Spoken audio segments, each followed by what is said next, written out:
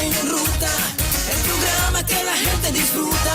Es en ruta, quien me alienta, edifica, me gusta. Bueno, 8:32 en la mañana, buen contenido a todas horas en Ruta Nueva Vida 97.7. Vamos a recibir a nuestra amiga Aida Mota. ¿Están bien, chicos? Súper, súper chévere, sí. Contentos de tenerte acá en casita. También pompeados, ustedes desayunaron sí, ya. Se bebieron el café. Desde tempranito estamos, ¿verdad que sí? No hay de otra. No, pero un gozo estar con ustedes tempranito en la mañana con la gente buena del 97.7 en ruta. Bueno, hoy un temazo. Yo creo que el Espíritu Santo es uno y sin uno ponerse de acuerdo, ¿verdad? Ese hilo continúa. Y me gozaba al escuchar las palabras de Magdiel Narváez. Y hoy les propongo una palabra que viene a retarnos. Se encuentra en Primera de Samuel, capítulo 3. Ese capítulo comienza mencionándonos unos aspectos bien interesantes. Y lo que yo particularmente quiero proponerles a ustedes hoy en la mañana es estas experiencias que animan a uno, le hacen ver a uno con esperanza el mañana, porque todos nosotros hemos tenido nuestros temores y nuestras preguntas durante este tiempo. Y cuando la palabra de Dios se te ilumina, te anima, te alienta en el corazón, y es un fuego que no se apaga. Y muchos de nosotros quizás nos hemos cuestionado durante este tiempo si Dios está. Si Dios nos ha dejado, si Dios nos ha abandonado, porque el ambiente es un ambiente de mucha desesperanza, de mucha desolación. No todo el mundo se siente motivado, no todo el mundo, aún sirviendo a Cristo, se siente esperanzado y lleno de fe. Y encuentro una palabra poderosa en Primera de Samuel capítulo 3. 4 cosas principales comienza a decirnos ese capítulo. En primer lugar, dice que en aquellos días escaseaba la palabra de Dios. Y ese punto es sumamente interesante, ese punto es medular. Me cuestionaba si es que en los momentos de crisis Dios se esconde, si es que en los momentos de crisis Dios desaparece. Y encuentro un salmo en donde un escritor justamente se cuestionó eso. Quizás el cuestionamiento no venía directamente de sí, sino que las personas que estaban en su derredor se burlaban continuamente y le angustiaban. En el Salmo número 42 se nos dice que el salmista decía: mira, mis enemigos están fastidiándome la existencia, lo diríamos en buen boricua, porque me cuestionan día y noche, ¿dónde está tu Dios? Y ese cuestionamiento es más doloroso que el hecho de que me digan de que tu Dios no existe. Porque fíjate, si lo llevamos a un plano terrenal y hablamos acerca de nuestra relación con los padres, si un padre se muere, es muy doloroso. Pero tú creces con una explicación lógica de por qué no está. Y de alguna manera eso tiende a calmar. Pero es mucho más doloroso que tu padre esté vivo y se esconda. Que tu padre esté vivo y no aparezca. Que tu padre esté vivo y no se conduela de tu sufrimiento, de tu situación de inseguridad, que ni siquiera esté contigo en los mejores momentos, ni siquiera mantenga, ¿verdad?, lo que es tu estilo de vida, lo que necesitas para criarte. Entonces la pregunta que se hace el salmista es poderosa, porque sus enemigos le están diciendo: ¿dónde está tu Dios? Parece que este Dios se ha escondido. Pero mira, cuando uno analiza bien la escritura, no es que Dios se esconda. Yo creo que Primera de Samuel capítulo 3 nos da una respuesta comenzando este capítulo. Dice que la palabra escaseaba. ¿Cuál es el contexto de Primera de Samuel capítulo 3? Es el periodo de los jueces. Y Jueces capítulo 17 dice que en ese periodo no había rey sobre el pueblo y cada quien hacía lo que bien le daba la gana, lo que bien le parecía. Entonces no es que la palabra de Dios escasee porque Dios no quiera hablar. No es que la palabra de Dios escasee porque Dios no quiere tener una conversación con nosotros. Es que a nosotros no nos ha importado la palabra del Señor. Es que a nosotros no nos ha importado escuchar el consejo. Ahora estamos llorando y tenemos mucha ansia de volver al templo. Y gloria a Dios por eso. Pero Dios quiera que cuando regresemos aprovechemos a cabalidad esa experiencia. En segundo lugar, Primera de Samuel capítulo 3 dice que no había visión con frecuencia. Me cuestiono: ¿qué visión puede haber con frecuencia si no nos interesa la palabra de Dios? Porque la visión está íntimamente relacionada con el hecho de conocer a Dios. Y la manera en que nosotros conocemos a Dios es a través de su palabra. Entonces, ¿cómo es posible que queremos que Dios nos dirija? ¿Cómo es posible que queremos que Dios nos hable? ¿Cómo es posible que queremos que Dios nos muestre cuál es el norte y el próximo paso a seguir si no nos interesa tener la palabra de Dios. Si la palabra de Dios no está, no podemos tener visión. Lo tercero interesante que se nos dice en 1 Samuel capítulo 3 es que Elí, el sacerdote, ya era avanzado en edad y sus ojos comenzaban a oscurecerse. Y el hecho de que los ojos de Elí comenzaran a oscurecerse no solamente apunta al aspecto físico, al deterioro natural de cualquier ser humano. Oye, porque la vista no es igual en los 20 que en los 40, que en los 45, que en los 50. O sea, el cuerpo se va deteriorando y eso es algo natural. Pero cuando el escritor nos dice que el sacerdote estaba ya envejeciendo y que sus ojos comenzaban a oscurecerse, nos está diciendo también que el sacerdote, como representante del pueblo de Dios, había perdido la visión. No solamente él, sino el pueblo entero. En un sentido espiritual, Elí está ciego. El pueblo que él representa también lo está. ¿Por qué? Porque vivían según su parecer y se les hacía difícil ver lo errado de su camino. ¿Cómo sabemos que Elí espiritualmente estaba ciego? Bueno, porque los capítulos cercanos al capítulo 3 nos dan varios detalles interesantes. En primer lugar, la gente ciega juzga indebidamente. La gente ciega siempre tiene una opinión desacertada sobre las cosas. Y usted recordará que cuando Ana oraba por un hijo, dice que ella movía sus labios, pero no salía voz. Y el sacerdote Elí le tuvo por una mujer ebria, cuando simplemente lo que ella estaba haciendo era derramar su corazón. En segundo lugar, ¿cómo tú reconoces a la gente ciega? Porque la gente ciega permanece en una posición pasiva en vez de una posición activa. Y voy a repetir eso nuevamente. La gente ciega, por lo regular, parece que se mantienen en una posición pasiva y no activa. Cuando tú analizas los capítulos cercanos al capítulo 3, tú encuentras a Elí siempre sentado, sin más que hacer.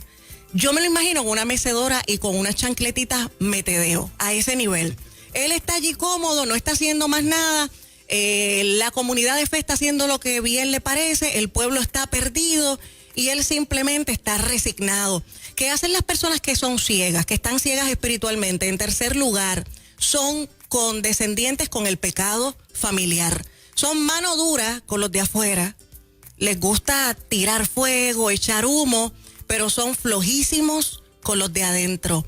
La Biblia dice que él escuchaba sobre el proceder de sus hijos y no hacía más nada por corregirlos. No se interponía entre el pecado de ellos. Y en cuarto lugar, la gente ciega espiritualmente ama más los rituales, ama más los amuletos que la devoción. Porque fíjate que cuando los hijos junto al pueblo se presentan frente a los filisteos, ellos habían tenido una primera batalla y habían sido derrotados. Y como estrategia deciden llevarse el arca. Y en medio de la batalla, los dos hijos del sacerdote Elí mueren como Dios lo había profetizado. Y el arca es arrebatada en manos de los filisteos. Dice que cuando Elí escucha que sus hijos han muerto, se conmocionó. Pero cuando escuchó que el arca había sido tomada, dice la Biblia que estaba sentado nuevamente a la orilla del camino. Era un hombre grueso, era un hombre pesado, cayó de espalda y lamentablemente se rompió el cuello y murió. Lo que más impactó a este hombre fue que el arca de Dios había sido tomado. Y ese punto es importante, porque a veces no vemos las consecuencias de nuestro pecado y pensamos que la palabra de Dios siempre va a estar y pensamos que la presencia de Dios siempre nos va a acompañar y pensamos que pasa desapercibido delante de Dios nuestras malas conductas y nuestro camino errado. Y cuando nos damos cuenta que la presencia de Dios es tomada, ahí es que lloramos, ahí es que clamamos, ahí es que nos damos cuenta de que la presencia de Dios siempre estuvo con nosotros. De hecho, la Biblia dice que Samuel dormía cerca del arca. O sea, teniendo la presencia de Dios no la hemos valorado. Teniendo cosas buenas las hemos dejado pasar como cualquier cosa. Y ahora este hombre lamentablemente cae hacia atrás y de esa manera, ¿verdad? Pues se desnuca y muere. Pero lo cuarto que dice 1 Samuel capítulo 3, que es lo que quiero enfatizar, y con esto yo estoy casi cerrando, es que antes que la lámpara se apagase, Dios llamó a Samuel. Aquí hay un juego de palabras desde el inicio del capítulo. Aquí hay un juego de palabras con el asunto de ver, con el asunto de la luz, con el asunto de la visión, con el asunto de los ojos. Y ahora en este próximo verso, Dios nos dice, interesantemente, que antes que la lámpara fuese apagada, Dios llamó a Samuel. Los primeros detalles parecen detalles llenos de desesperanza, llenos de desilusión, donde no hay más nada que hacer.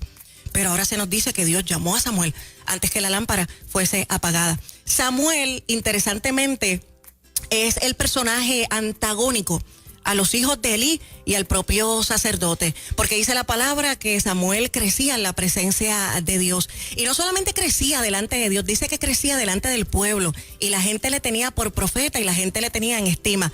Pero fíjese que hay algo interesante: Samuel no había conocido a Dios. Hay una diferencia entre los hijos de Elí y Samuel. Ambos no habían conocido a Dios, ni los hijos de Elí ni Samuel, pero Samuel era devoto en lo que hacía. Samuel era íntegro. Samuel tenía hambre de conocer a Dios. Y cuando tú tienes hambre de conocer a Dios, la palabra se te va a revelar y la visión de Dios no va a escasear sobre tu casa y sobre los tuyos. Antes que la lámpara fuese apagada, Dios llamó a Samuel. Fíjate que Dios le llama 3 veces. Samuel no conoce la voz de Dios, se levanta y va donde Elí. Elí, ¿me estás llamando? Elí en la tercera ocasión dice, mira, mijo, ya me he dado cuenta que es Dios. La próxima vez que escuches la voz vas a decir, heme aquí, habla porque tu siervo oye. Samuel reconoce su condición como siervo. Nosotros continuamente estamos dándole instrucciones a Dios y lo hacemos a la inversa. Le decimos a Dios, escucha porque tu siervo habla. Nosotros tenemos siempre esa hiperactividad de estar hablando, de estar dando instrucciones, de que Dios nos escuche, pero rara vez hacemos como Samuel, habla porque tu siervo oye. Pero lo segundo interesante de este verso no es que solamente Dios llamó a Samuel, es que lo hizo antes que la lámpara fuese apagada. Aquí hay un aspecto no solamente terrenal, sino también bíblico. En los tiempos bíblicos el sacerdote tenía la responsabilidad de mantener la lámpara encendida durante toda la noche. Esto apunta no solamente al área espiritual, esto apunta al tiempo. Lo que literalmente está diciendo ese texto bíblico es, antes que amaneciese, Dios llamó a Samuel. La lámpara estaba a punto de apagarse, el día estaba a punto de comenzar, pero Dios llamó a Samuel. La pregunta es, ¿Dios se estará escondiendo? La lámpara está apagada, la lámpara está a punto de apagarse. Mira qué interesante que el verso es esperanzador, porque aunque no hay visión de Dios con frecuencia, aunque la palabra escasea, Dios se le reveló a alguien que sí quería escuchar la voz de Dios. Dios se le revela a alguien que sí tiene hambre de ver visiones, alguien que quiere soñar en Dios, alguien que quiere amar su presencia. Y antes que la lámpara fuese apagada, Dios llamó a Samuel. Lo que quiere decir en un sentido espiritual es que aunque la lámpara estaba a punto de apagarse, todavía ardía. Aunque la lámpara estaba a punto de apagarse, todavía le quedaba algo de fuego. Todavía quedaba algo que podía iluminar. Todavía hay presencia de Dios para Puerto Rico. La lámpara de Dios no se ha apagado. Está a punto de apagarse. Nosotros afirmamos una vez más que Jesucristo está a las puertas. Y esa voz profética de la iglesia no se va a callar, pero todavía Jesús está tratando con nosotros. Todavía hay palabra, todavía hay visión para su pueblo, para aquellos que aman su palabra, para aquellos que aman su venida, para aquellos que aman su voz. La lámpara está encendida, todavía la lámpara no se ha apagado. Y Jesucristo dijo en Juan capítulo 9, en medio de las fiestas del tabernáculo, en el capítulo 8, dice antes, yo soy la luz del mundo. Y cuando sana al ciego de nacimiento, dice, bueno, el Hijo del Hombre está haciendo una obra mientras el día dura, pero llegará el día en donde no se podrá trabajar. Y aquellos religiosos que escuchaban se sintieron aludidos porque Jesucristo decía, muchos de ustedes dicen que ven, pero están ciegos. Ellos dijeron, ¿estás hablando de nosotros? Bueno, lo que pasa es que si ustedes dicen que ven y no viven según la palabra, sus propias palabras le acusan. Que Dios nos ayude a no estar diciéndole al mundo que tenemos la luz de Cristo y nuestras acciones contradecir realmente nuestras palabras. Jesucristo sigue siendo esa luz y esa lámpara encendida. Nadie puede decir que su lámpara está encendida si Jesucristo no ha venido a ser una realidad en su corazón. Nadie puede decir que tiene luz si no ha conocido a Jesucristo. Jesucristo dijo, yo soy la luz del mundo. Dios llamó a Samuel antes que la lámpara fuese apagada. No olviden esta mañana que hay esperanza, que la luz todavía está encendida, que parece tenue, pero todavía la palabra de Dios está corriendo, que parece a veces escasa, pero todavía la lámpara está encendida, que la visión a veces escasea, pero todavía el fuego de Dios permanece.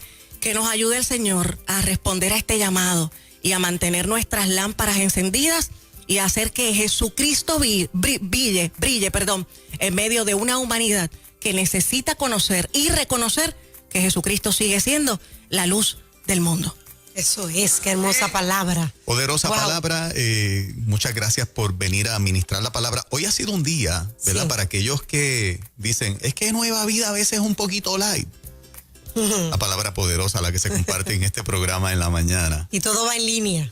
Todo se cose perfectamente.